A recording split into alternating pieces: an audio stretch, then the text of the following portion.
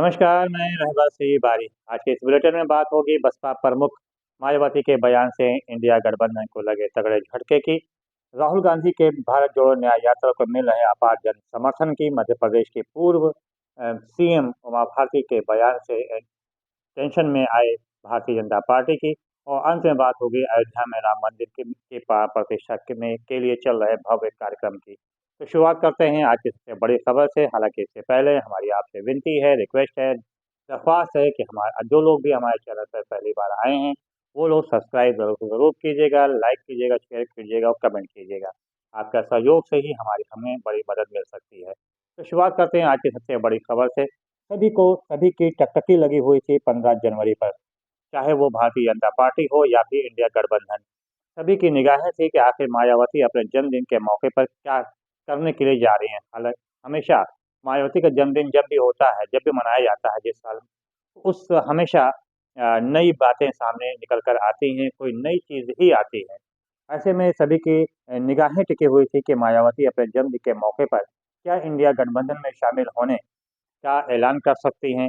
इनकी तरफ इंडिया गठबंधन की बात की निगाहें तो थी ही, भारतीय जनता पार्टी की भी निगाहें उनकी तरफ लगी हुई थी।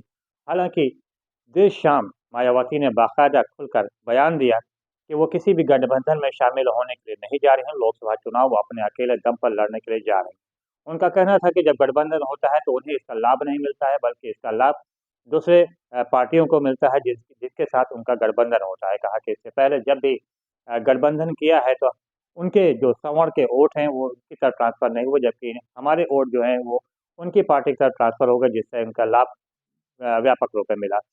उन्होंने ये भी कहा कि वर्ष 2002 में जब बहुजन समाज पार्टी अकेले लोकसभा चुनाव को लड़ी थी तो उसमें 100 सीटें मिली थी। ऐसे में उन्होंने कहा है कि हम अकेले ही दम पर लोकसभा चुनाव लड़ेंगे। हाँ, ये ज़रूर बस कहा उन्होंने कि चुनाव के पश्चात सरकार में वो भागीदारी कर सकती, किसी भी गठबंधन में शामिल हो सकती हैं। उनके इस बयान के बाद एक तरफ जहाँ पे भारतीय जनता पार्टी ने राहत की सांस लिया, तो वहीं इंडिया गठबंधन को तगड़ा झटका भी लगा है।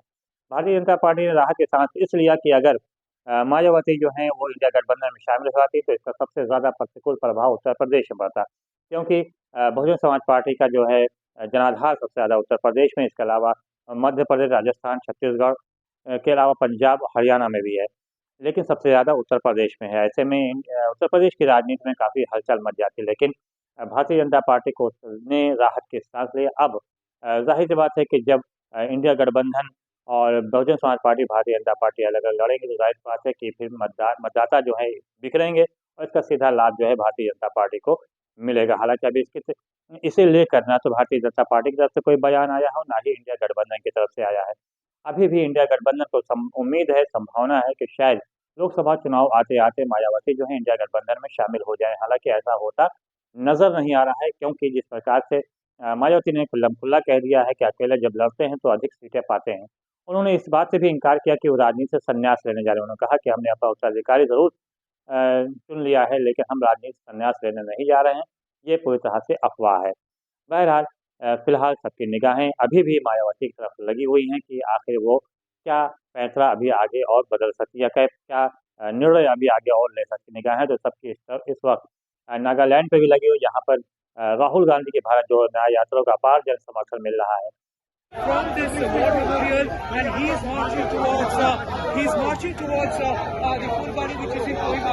Kindly, this is Bharat Yatra's third on the third day he has entered into Nagaland.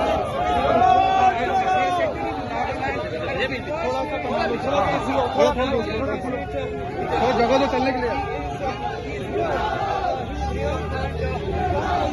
2 दिन की यात्रा में तक लगभग 300 किलोमीटर की दूरी तय कर चुकी है भारत जोड़ो न्याय यात्रा। और जब मणिपुर में ये यात्रा थी, उसके पश्चात रात में जब नागालैंड पहुंची तो भव्य स्वागत यात्रा का किया गया। इस कड़ाके की ठंड में जिस प्रकार से लोगों ने सड़कों पर उतर के अपने घरों के छतों पर रेलिंग पर पहुंचकर स्वागत किया, उससे इंडिया गठबंधन तो गदगद है ही, साथ ही साथ कांग्रेस पार्टी भी काफ़ी गदगद है, क्योंकि राहुल गांधी के शुरुआती दौर में ही अपार जन समर्थन मिलना प्रारंभ हो गया। हालांकि इसे देखते हुए भारतीय जनता पार्टी में ज़रूर चिंता व्याप्त हो गई है और राहुल गांधी की इस यात्रा को रोकने के भी अलग-अलग प्रकार के प्रयास भी किए जा रहे हैं।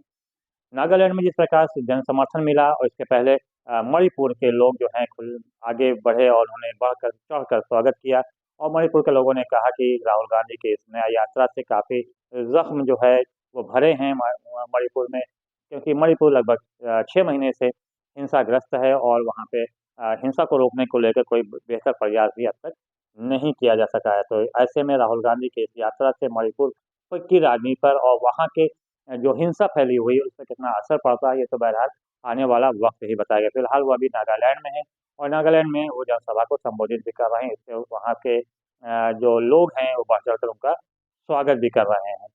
एक तरफ जहाँ पर राहुल गांधी के भारत जोड़ो न्याय यात्रा को अपार जन समर्थन मिलने से भारतीय जनता पार्टी में चिंता व्याप्त है, तो वहीं उनकी चिंता को उमा भारती ने भी बढ़ा दिया है। मध्य प्रदेश के पूर्व मुख्यमंत्री उमा भारती ने भारतीय जनता पार्टी की चिंता को बढ़ा दिया है, क्योंकि उमा भारती ने अभी एक दिन पहले भोपाल में अपने एक कार्यक्रम में उन्होंने कहा था कि ये हमारी आखिरी मुलाकात है, अब हम कभी भोपाल लौट कर नहीं आएंगे, अब हम अपने गाँव जा रहे हैं। उन्होंने ये कहा कि हम फिलहाल अभी तो हम अयोध्या में हैं 22 तारीख तक, उसके बाद वो अपने गाँव चले जाएँगे और फिर वहीं पर वो रहेंगे। हालाँकि उन्होंने अभी राजनीति से संन्यास लेने की बात तो नहीं किया, लेकिन ये अटकलें लगाई जा रही हैं कि उमा भारती जो हैं अब राजनीति से संन्यास ले रही हैं।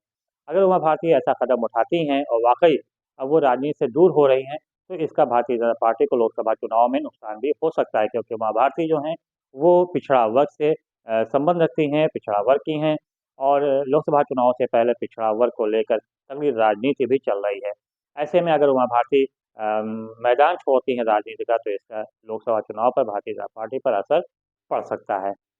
अंत में बात किया जाए तो अयोध्या में राम मंदिर के प्राण प्रतिष्ठा कार्यक्रम को लेकर भव्य कार्यक्रम को लेकर तैयारियां जोर शोर से चल रही हैं। 18 तारीख को कर्नाटक में बनी हुई भगवान राम की मूर्ति को गर्भगृह में स्थापित कर दिया जाएगा। इस मूर्ति की जो वजन है लगभग 150 से 200 किलोग्राम की मूर्ति है और लगभग 12 दरवाजे सोने के मंदिर में लगे हुए हैं। हालांकि गर्भगृह में मात्र एक दरवाजा ही सोने का लगाया गया है। इसकी एक फ़ोटो भी वहाँ के जो ट्रस्ट के हैं चंपत राय, उन्होंने उसको साझा भी किया लोगों के साथ। फिलहाल तैयारियां ज़ोरों पे हैं और सबकी निगाहें अब 18 और 12 जनवरी को लगी हुई हैं।